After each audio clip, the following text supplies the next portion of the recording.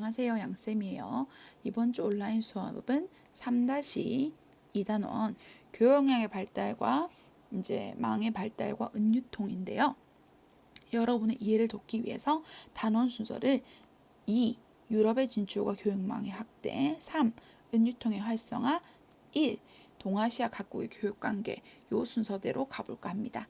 그래서 오늘 수업은 교과서 102쪽 유럽의 진출과 교육망의 확대부터 보도록 할게요.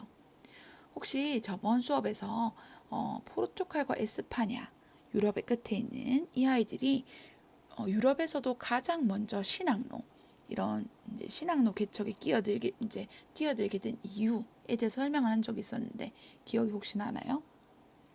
네, 당시 유럽에서 얻고자 했던 이 중국의 문물들은 대부분 지도를 볼까요? 비단길이나 또는 바닷길을 통해서 유럽으로 들어갔는데 이것을 담당했던 서아시아 지역의 아라비아 상인과 이탈리아 상인들이 그 과정에서 막대한 부를 축적하게 되었다 했었죠. 그죠? 그래서 여러분 아라비안 나이트나 알라딘에서 볼 수 있는 양탄자와 비단, 금은 보화가 넘치는 이런 서아시아의 어떤 경제, 그런 다음에 이탈리아 같은 경우에는 레오나르도 다빈치나 미켈란젤로 같은 예술가들이 등장하면서 나타난 르네상스, 이런 것들이 이런 막대한 부를 축적을 배경으로 우리가 나타났다라고 얘기할 수 있겠죠. 그죠?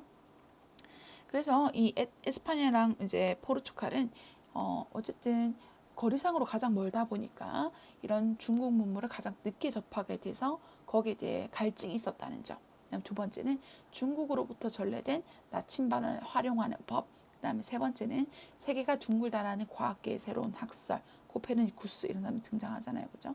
그런 다음에 원나라에 머물렀던 마르코 폴로가 쓴 동방견문록의 전파까지 더해지면서 결국 포르투갈은 바스코 다가마를 앞세워 가지고 여기 남아공의 이제 아프리카 대륙의 희망봉을 넘어서 인도의 고아, 말레이 반도의 물라카, 중국의 마카오, 일본의 나가사키까지 이어지는 이제 인도 항로를, 그다음에 에스파냐는 콜럼부스가 이제 발견한 대서양을 지나는 이제 신항로를 따라서 이제 마젤란이 태평양을 건너가지고 유럽을 한 바퀴 도는 이 이제 신대륙 항로를, 이제 태평양 항로를 개척하게 되면서 이제 신항로 개척의 주역으로 포르투갈과 에스파냐가 떠오르게 됩니다. 하지만 이후의 경제 방향은 이 두 나라가 다른 방향으로 흘러가게 되는데요. 포르투갈 같은 경우에는 아까도 얘기한 것처럼 남아공에 있는 케이프타운이나 인도의 고아나, 또 여기 여러분 화면 한번 봐주실래요? 말레이 반도의 물라카라든지 또는 베트남의 호이완, 그 다음에 중국의 이런 마카오, 일본의 나가사키까지 이 거점을 설치를 하고 그것들을 연결하는 동아시아 교육의 네트워크망을 이 포르투갈은 이제 활용을 해서 경제를 이제 무역을 이끌어가게 돼요. 하지만 반면에 에스파냐 같은 경우에는 신대륙에서 이제 은광과 금광을 발견하게 되죠.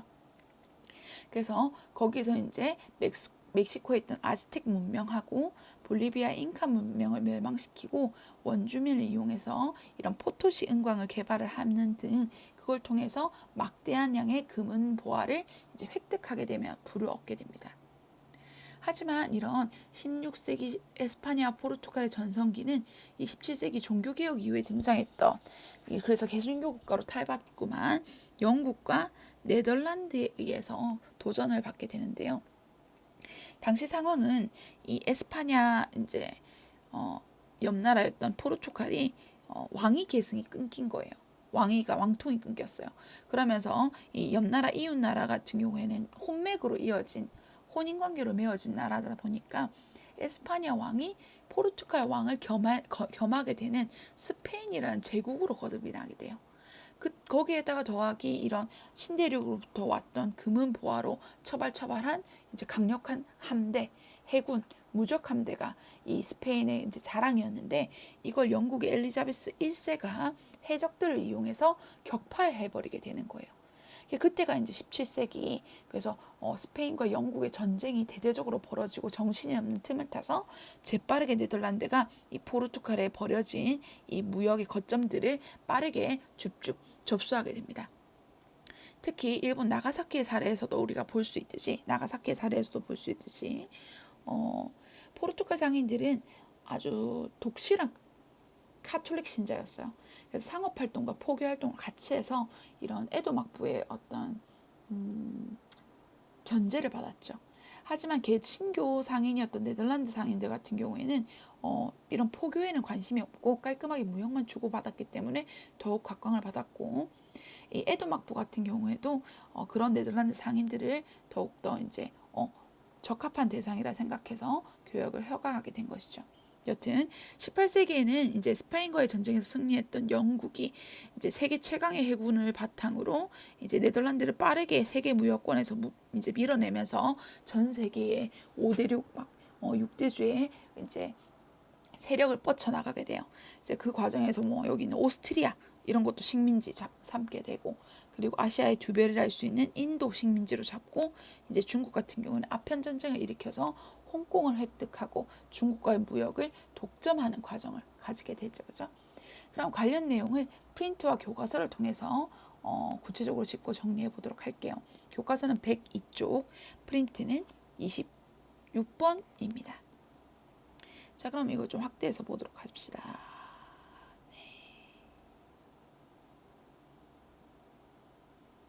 네.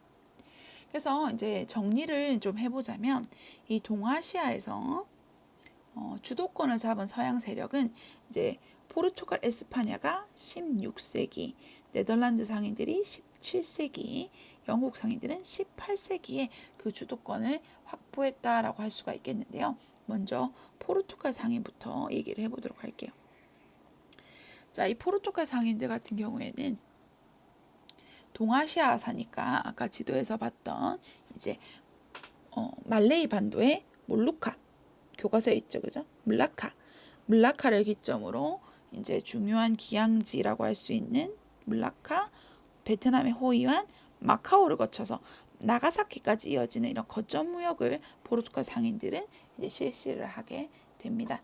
특히 이제 이 말레이 반도에 있는 물라카 지역은 되게 그 향신료로 유명해요.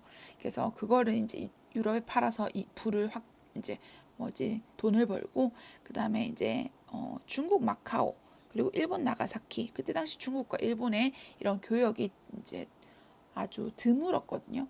이제 막 해적들이 막 난입하고, 그래서 명나라가 바다 막아가지고 해적들 못 오게 하고 막 그렇게 했었잖아요, 그죠? 그래서 그런 관계를 이용해서 이제 여기 나와 있듯이 일본에는 명나라의 비단을 팔고, 일본으로부터 받은 은으로 명의 비단과 도자기를 사서 이제 유럽에 수출하는 중개 무역을 하면서, 동시에 그걸 바탕으로 또 다시 이제 비단과 차, 도자기를 중국에서 구입해가지고 판매하는 전략으로 불을 획득했어요. 그래서 이런 포르투갈 이제 사람들이 남긴 맛있는 레시피 중에 하나가 이 나가사키에서부터 유래한 이 카스테라. 그런 다음에 이제 우리 마카오에 가면 유명한 이제 음식으로 에그타르트가 있는데, 그것도 이제 이 포르투갈로부터 나온 이제 음식이라고 얘기를 해요. 그 다음 에스파냐 한번 가보도록 하겠습니다. 에스파냐 같은 경우에는 여기 에스파냐죠, 그죠? 마젤란이 이제 이 태평양을 건너오면서 이 필리핀을 식민지로 이제 필리핀을 발견하고, 그래서 에스파냐가 이를 식민지로 개척을 하게 돼요. 그래서 이 필리핀의 수도인 마닐라를 거점으로 필리핀의 수도인 마닐라를 거점으로 이제 아메리카에 있는 은을 멕시코 아카풀코 왕에 집결을 시켜가지고 동아시아로 이제 싣고 오면, 거기에서 중국의 물건들, 이제 은이나 차나 비단이나 차나 도자기를 구입해서 유럽에 파는 형식으로 이제 무역을 했어요. 그때 당시 이런 이제 에스파냐의 이제 화폐인 갈레온이 이제 막대하게 중국으로 쏟아져 들어왔다 해서 이걸 갈레온 무역이라고도 부르는데요. 이를 통해서 어쨌든 에스파냐가 아메리카로부터 획득했던 막대한 양의 은들이 중국으로 거의 집결하는 이런 모습을 이제 띠게 됩니다. 그런 다음에 네덜란드 한번 가보도록 할게요. 네덜란드 상인 같은 경우에는 포르투갈 세력 하에 있었던 몰루카 반도의 이제 물라카와, 그런 다음에 일본의 나가사키를 이제 장악하면서 이제 급성장을 하게 되죠, 그죠? 여기 보면은 교과서에 이런 내용 나와 있죠, 그죠? 나가사키를 머물면서 교역을 하게 되고, 일본 같은 경우에는 그런 네덜란드 상인과 내국인들의 직접적인 접촉을 가능하면 막기 위해서 인공섬 대지마를 만들어서 제한된 무역을 실시했는데, 여러분 이제 여기 사진 자료에 보면은 여기 나와 있죠. 여기서 길을 만들어 가지고 여기 섬을 이렇게 부채꼴 모양으로 만드는 거예요. 여기서만 네덜란드 상인들이 거주하게 하고, 네덜란드 상선이 오면 이곳에서 이제 정박을 했다가 바로 본국으로 돌아가는 그런 모습을 띠게 돼요. 그리고 이제 에도 막부 시대 당시에 중국 이제 상선들이 엄청 많이 왔거든요. 직접적인 조공 책봉을 하지 않아도 중국의 어떤 상인들이 일본에 건너와서 장사를 많이 했는데, 그러면서 이제 이 나가사키의 풍부한 해산물을 바탕으로 만든 중국 음식이 여러분 나가사키 짬뽕이 되겠습니다. 그래서 나가사키는 카스테라도 유명하고, 나가사키 짬뽕, 그 고춧가루를 넣지 않는 해물 짬뽕 있죠. 하얀색 백짬뽕이라 하는 그런 짬뽕이 이제 처음으로 등장하게 된다고 해요. 그래서 이런 이제 제한적인 무역을 실시하면서 이때 자연스럽게 네덜란드 상인으로부터 이제 유입한 학문이 일본에 유행을 하는데, 그걸 난학이라 불러요. 난학. 이렇게 난학이라 부르는 이유는 이 네덜란드를 그때 당시에 이제 일본에서 영어로는 홀랜드라고 읽죠, 그죠? 네덜란드의 다른 이름. 이걸 오란다라고 읽었어요. 오란다라고 한자식으로. 그래서 이 오란다 나라의 학문이다. 그래서 이 난자가 향기 나는 여러분 할아버지들이 키우는 그 난이거든요.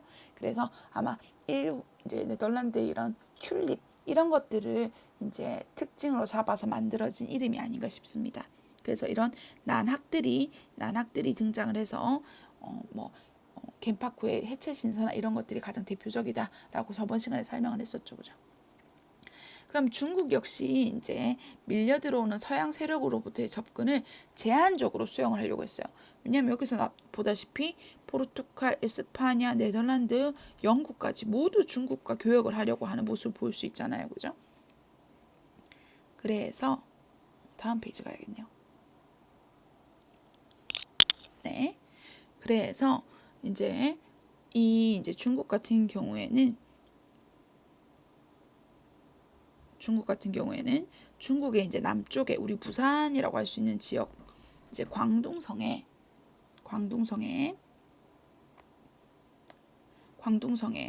조그만한 도시인 가장 바다랑 접하고 있는 광저우 지역만 이제 개방을 하고, 공행이라는 상인, 이거 너무 중요해요, 여러분. 공행이라는 상인을 통해서만 제한적으로 서양을 만나게 했다고 합니다. 그래서 이런 무역 체제를 광동 무역 체제라고 불러요. 광동 무역 체제, 광저우 지역, 광동 지역에서만 일어난 무역이라고 해서. 그래서 이때 네덜란드를 빠르게 이제 접수하면서 성장한 영국이 이제 중국의 인도산 이제 목화나 은을 팔고, 그리고 그 대가로 차나 생사나 도자기, 그러니까 비단을 이제 구입해오는 이런 식의 무역이 이루어졌어요. 근데 문제는 영국에서 이런 중국 도자기에 대한 수요가 너무 많아지니까 이 영국에서 중국으로 이제 반출되는 은의 양이 너무 많은 거예요. 그래서 이제 영국이 고민 끝에 인도를 끼워가지고 아편을 이제 수출을 해가지고 이 은을 회수하는 정책을 실시합니다. 그래서 얘네들이 은을 이제 중국에게 주면 중국은 아편을 사들이고, 대신에 그 인도에 온 이제 은을 이제 면직무를 통해서, 이제 그때 당시 영국이 산업혁명을 했던, 그래서 엄청나게 면직무 생산이 빠르게 이루어졌던, 대량 생산이 가능했던 시기예요. 그래서 이런 삼각 무역 체제가 형성이 되면서 이 영국은 이런 무역의 적자를 이제 어떻게 보면은 해소해 나가는 그런 어떤 방책을 쓰게 돼요. 아무리 자기네 나라가 이제 무역의 적자를 했다고 해서 남의 나라한테 마약을 판다는 건 정말 상식 바깥의 일이죠. 그래서 이때 엄청난 양의 이제 아편이 중국에 풀리면서 8세 아동도 아편을 했다고 할 정도니까 얼마나 중국이 화가 났겠어요, 그죠? 그래서 영국이 아편을 태우면서 결국 아편 전쟁이 발생하게 되는 사건까지 이르게 돼요. 그래서 아편 전쟁 얘기할 때 이 삼각무역 체제는 한 번 더 얘기가 나올 테니까 그때 한번 보도록 해요. 그래서 교과서에서도 이제 관련 내용 줄 한번 치고 가면 여기 한번 볼까요? 예, 청은 타이완의 정치 세력, 이거 기억나요? 정성공이라고 해서 그 대만을 중심으로 반청 운동했던 사람들이 있었죠, 그죠? 그런 아이들을 복속한 후에는 청계령을 해제했어요. 청계령은 천 이사시켜서 개 경계를 비운다란 뜻이에요. 그래서 해안가에 있는 이제 어떻게 보면은 중국 백성들이 타이완에 있는 정성국 세력과 이제 접촉하는 것을 막기 위해서 잠시 이제 바다를 잠그는 해금 정책의 일환의 명령이라고 생각하실 수 있습니다. 그렇게 해서 이제 교역이 이루어졌지만 문제는 이제 이런 서양 세력들이 너무 급증하니까 광저우에 실시된 공행을 이제 통해서만 공행이라는 상인을 통해서만 교역을 할 수 있게 제한적으로 허용을 하게 됩니다. 영국이 이제 다른 나라보다 늦게 이제 18세기에 동아시아 무역의 주도권을 이제 잡게 되는데 그때 이제 청으로부터 비단이나 차들을 아주 이제 많이 수입을 하게 되죠. 그래서 이제 영국에서 지출하는 은혜 규모가 커지니까 결국 이제 영국은 어떻게 했다고요? 인도에 이제 아편을 팔게 된다. 그래서 인도와 영국과 중국의 세 나라가 같이 이렇게 삼각형 무역을 이루는 삼각무역이 등장을 하게 되고 그에 따라서 청의 이제 은이 인도로 다시 유출이 되고 나아가서 아편 중독자도 늘어나는 이런 상황을 맞이하게 됐다라고 했었죠, 그죠? 자, 그러면 이렇게 동서교류가 확대되면서 어떤 결과를 낳았는지 한번 보도록 할게요. 일단 여러분 프린트에 보면은 이게 신대륙 작물들이 막 들어오게 돼요. 아메리카의 감자, 고구마, 옥수수들이 전래되어서 농업 생산력이 확대되고 인구는 증가되게 되죠. 그런 다음에 유럽의 도자기 수요가 엄청나게 증가하면서 이런 도자기 복제술들이 등장하게 됩니다.